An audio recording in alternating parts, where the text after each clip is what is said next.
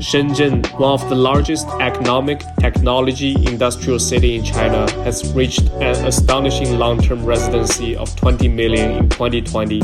Yet, out of this astronomical number, only 1/3 of the population can actually call themselves citizens of Shenzhen who possess urban hukou and could afford overpriced housing.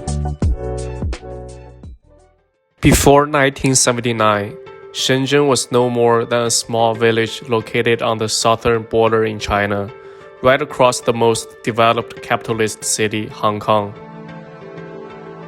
The development of Shenzhen was a combined effort of the government, the local farmers, and the large number of exploited migrant workers.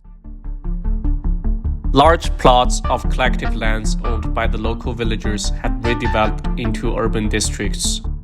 The regional government expropriated farmlands from the local villagers but left housing plots untouched to minimize the compensation cost and to weaken political resistance. As a form of compensation, the municipal government allowed the villagers to join forces with foreign developers to start up their own manufacturing industries. Local villagers indeed contributed to the fast development of Shenzhen by bringing investors through their connections in Hong Kong. But the real attraction to these developers was the large amount of reserved cheap labor force consisted of poor farmers in rural China.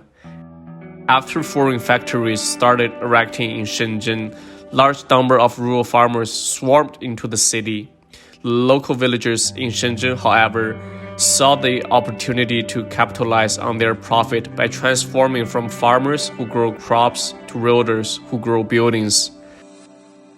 These informal communities are the primary social housing supply for migrant workers and became known as villages in the city.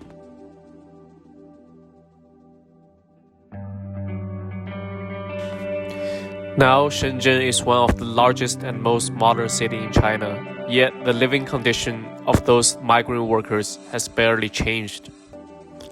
Under the strict hukou policy, only people who possess urban hukou that are authorized by the local municipal government has the right to benefit from city welfare.